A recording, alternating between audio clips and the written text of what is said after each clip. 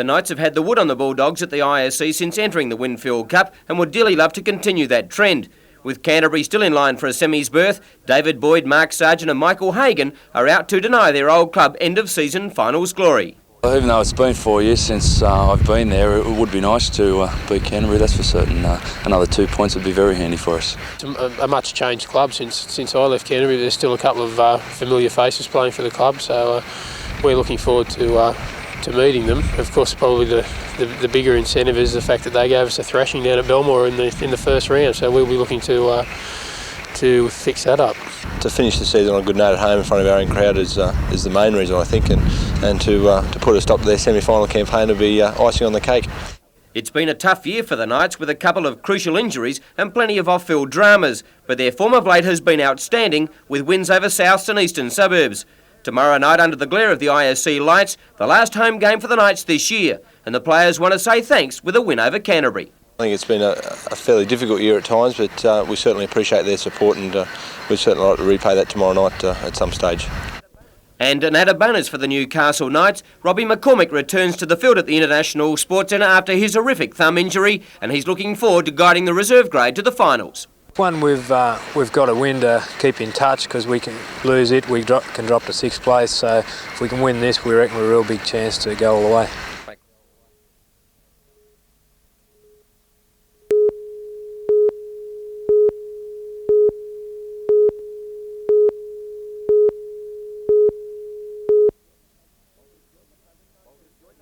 Walters joined the club in 1988, one of the first local products to be signed by the Knights. His passage with the Red and Blues has been a rocky road with suspensions and an untimely illness which has hampered his chances of retaining a regular first-grade position. Walters will reflect on his career in the Winfield Cup with a playoff match against Balmain last year as one of the highlights. For the likeable halfback, it's great news to be once again linking with Lakes. Yeah, it's great news. It's been a good time here in Newcastle with the Knights, but I think, my run had come to an end, so it's good to be back at Lakes too. Walters was a star for the Seagulls in 2 premierships in the mid-80s and is keen to repay the club for his early grounding. I played all my juniors with Lakes, so to get back and coach is it's great, and maybe we can put back into the juniors what they put into me. Steve, any regrets as far as the Knights are concerned? No regrets at all. As it said in the day's paper, I left there on good terms. There's no quarrels there.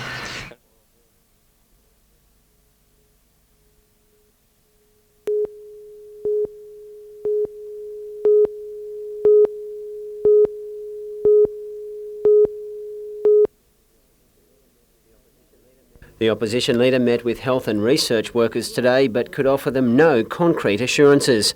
Success in the Court of Disputed Returns could see Mr Carr become Premier within the next few months, but that might be too late to save Wallsend Hospital. If we could become the government by the end of this year, I'd like to think that decision were reversible, but if it drifts, then it's going to be difficult to restore some of the services that quite cruelly he's taking away.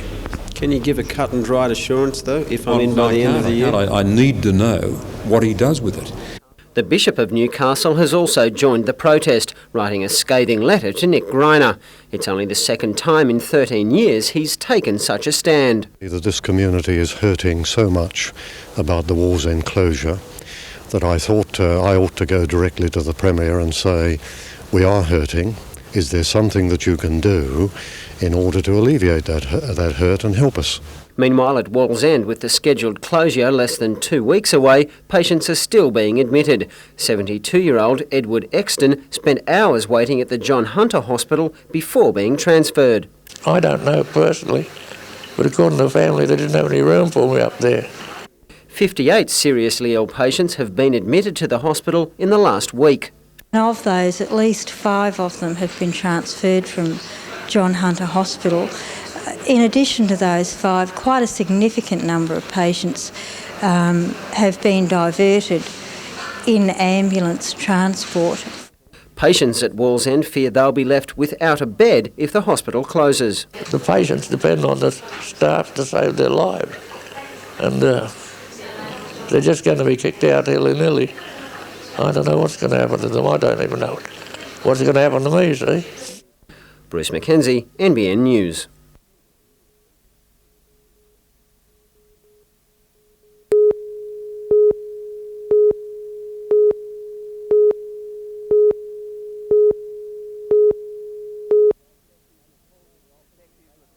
Detectives were called to the office in Maitland Road just before 5 o'clock this afternoon. Police say a man casually walked into the Health Fund office and handed staff a note demanding money.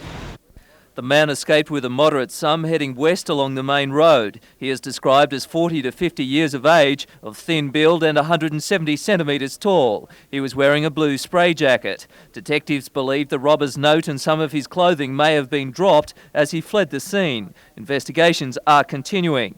Peter Ryan, NBN News.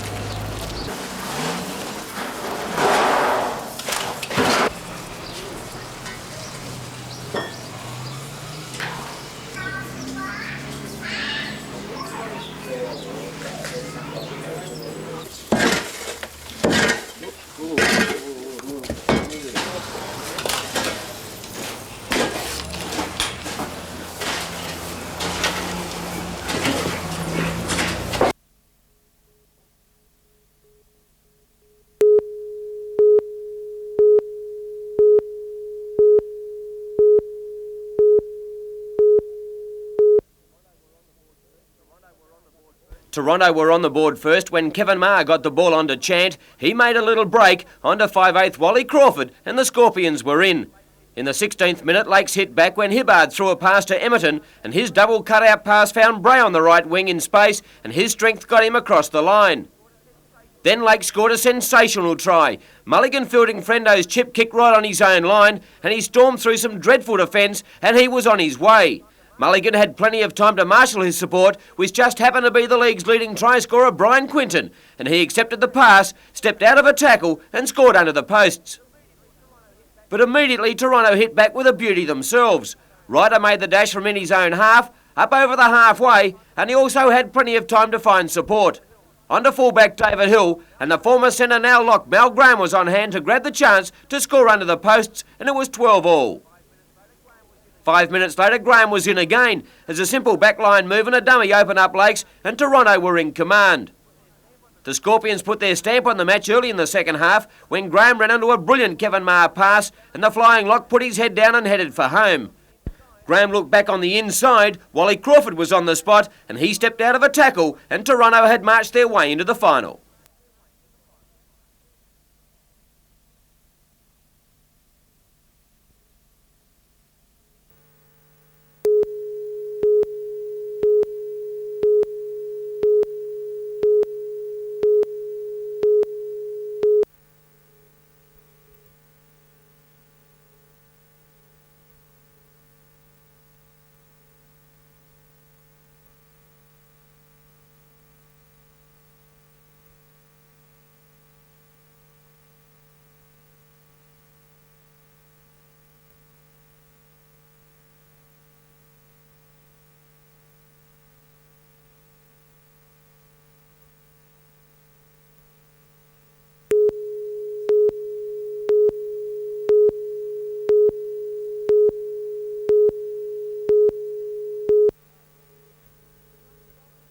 The Christian Brothers by Ron Blair is a classic piece of Australian history, set in the classroom of a Catholic boys' school in the 50s.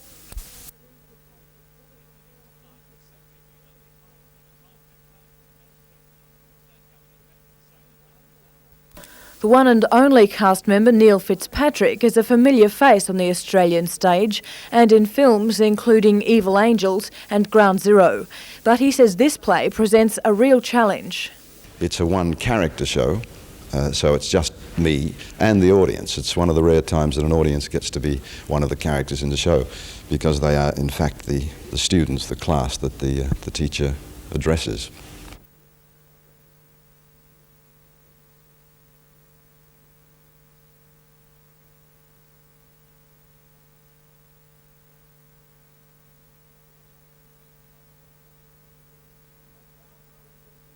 But far from being a simple plot, the combination of comedy and emotion results in a character most people can relate to.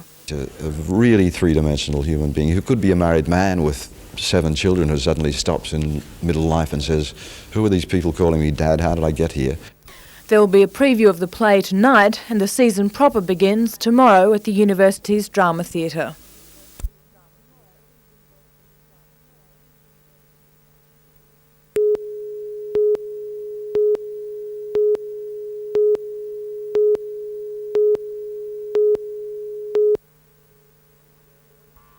Manager wanted for questioning over 2 murders in Brisbane last year was arrested in Newcastle late last week while staying at the Salvation Army hostel in Wickham. He'd already slipped through police custody in Sydney by using a false name. He was charged in Newcastle local court on Friday with the murder of 29-year-old Wayne Mark Fletcher at Brisbane on the 31st of May last year and was held in custody at Newcastle over the weekend. He appeared in the local court today, where Queensland detectives were seeking his extradition to that state. Manager declined legal representation and did not apply for bail. A warrant for his arrest in the state of Queensland was served, and Manager was delivered into the custody of Queensland detectives. Tonight, Manager is being conveyed to Williamtown Airport, where he'll be escorted on board the police aircraft for Brisbane.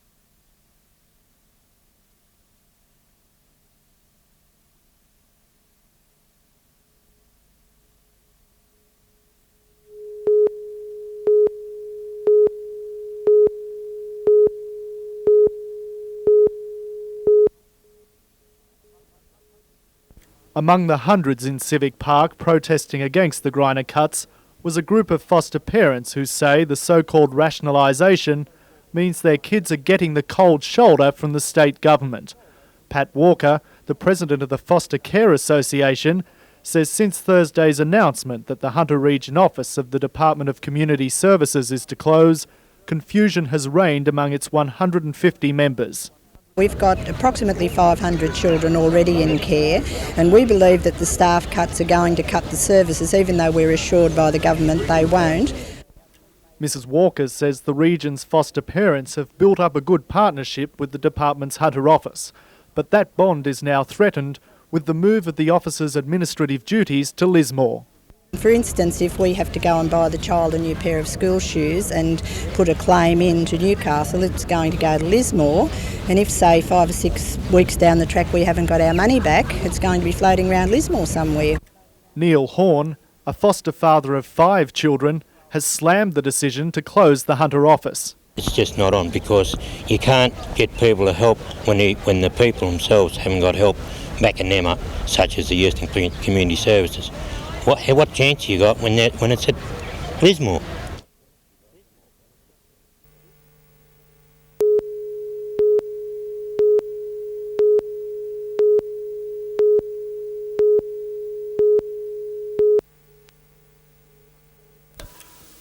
Annika Eisma may have been doing her maths at Toronto High today, but like the rest of the world, she's been trying to figure out what's in store for the Soviet Union. 16-year-old Annika is the first Rotary exchange student from the USSR to visit Australia, with thousands of kilometres separating her from the tumultuous events that have ripped through her homeland in the past 4 days. Annika has been anxious to hear word from her family living in one of the political hotbeds, the Republic of Estonia. Annika says she's particularly worried about her father because he's a senior government official. I was worried and I couldn't get in touch with them because all the telephone lines were engaged, and the seaport between Finland and Estonia was closed, so there was no kind of in touch. Annika, who's in Australia for another 11 months, believes the return of President Gorbachev is a hopeful sign for Estonia's future, but she predicts there are still hard times ahead. Maybe after 1 or 2 years we will have our independence, and then we have very hard times. We don't have food and clothes, but maybe after 10 years we get better.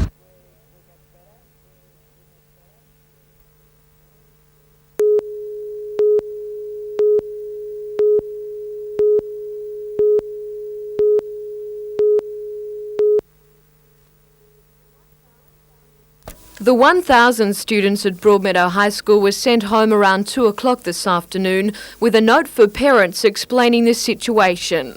The note states that the water quality at the school is under question. According to Deputy Principal Frank Thomas, the Water Board was brought in to test the water after 5 students and a teacher became sick this morning. It's thought that workmen who were repairing the gas line here yesterday possibly disturbed the main copper water pipe to the school, allowing copper flakes to get into the system.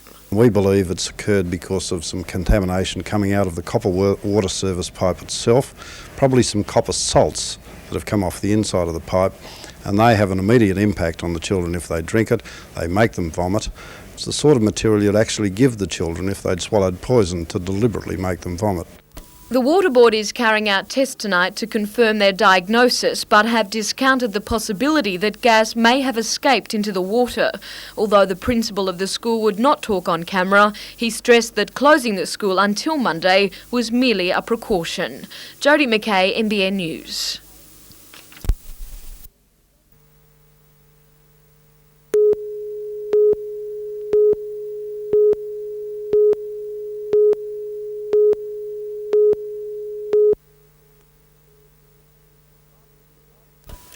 The parties at the centre of the rescue helicopter furore decided at a crisis meeting last week there'd be no public comment until the next meeting scheduled for tomorrow. But that agreement and the meeting fell through today with the appearance of this newspaper advertisement. The ad was placed in the name of the Services Board Chairman, Scott Derwin, and paid for by the Surf Life Saving Association. Mr. Derwin asserts the ad was designed to allay public fears about the helicopter and what he calls misinformation about the chopper's mortgage, the makeup of the board and the control of the Hunter Services assets. But he's confident these issues at the centre of the dispute have been resolved. The mortgage has been put to bed. I can say categorically now that we hold the discharge papers signed by Westpac Banking Corporation. We hold those in Sydney. But questions as to why the mortgage was ever taken out on the Angel One chopper remain, one being the cost of the spare parts obtained with the money. The staff were told at a meeting about 2 weeks ago that there were $12 million worth of spares held. Now, that is not correct. NBN has been supplied with a rundown of the spare parts for the service's helicopters, right down to the nuts and bolts, and the total is apparently $2.26 million. Mr Derwin says the spares cost between $6 to $8 million. I don't know where you've got your figures from, and I'm not particularly concerned, but as I say, I still stand behind the statement that I've always made, that to the services, they're worth that sort of money. The chairman says the composition of this region's board has also been changed so that 3 of the 5 members are Hunter residents, with the inclusion of the former state member for Newcastle, George Keegan. I've heard the community concerns, I've acted upon them. I have invited Mr George Keegan, the past member for Newcastle, to join the board, and he has agreed to do that. But the service's sacked manager, John Skeen, and a group of citizens opposing the board's actions say they're far from happy. We need to have total and absolute control of our own assets and our own board. Well, the resolution of this dispute will obviously be solved either in the Supreme Court or in the sponsors taking some action themselves against the company. But I know the public of Newcastle are totally concerned and distressed by what's happened.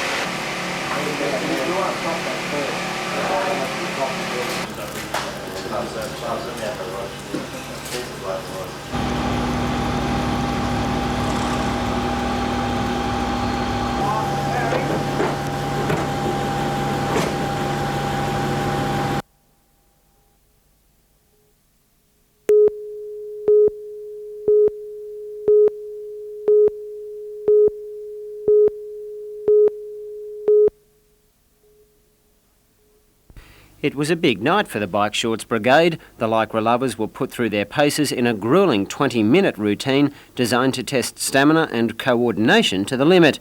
The Body's Beautiful bounced to the beat under the critical eyes of several Newcastle Knights who had the tough task of picking the winners. Ross Benton took out the men's section while Karen Grigg won the women's. But for many, winning wasn't the name of the game. Aerobics, are you serious about it or is it just fun? Both. I'm serious and it's for fun. It's serious fun, put it like that. It's good exercise and it's good fun doing it as well. Pain is probably the best thing because you know you've done something the next day. Which just goes to show there really is a fine line between pleasure and pain. Bruce McKenzie, NBN News.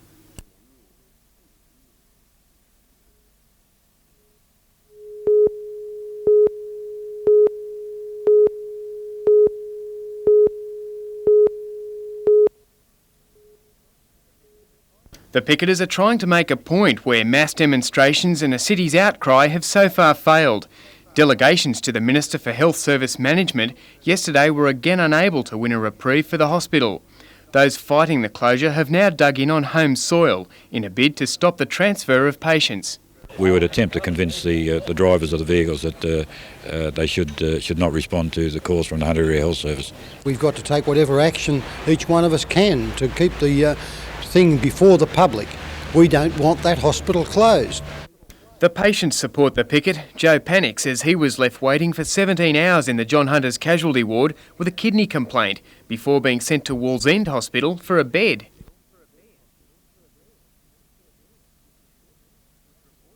With reports of 600 area health service workers considering voluntary redundancy packages to bring the Hunter within budget, the Lord Mayor has demanded that the Minister recheck figures which could show that the area is underfunded. He's undertaken to examine that and tell me where it is wrong, or if it's right, admit that it's right.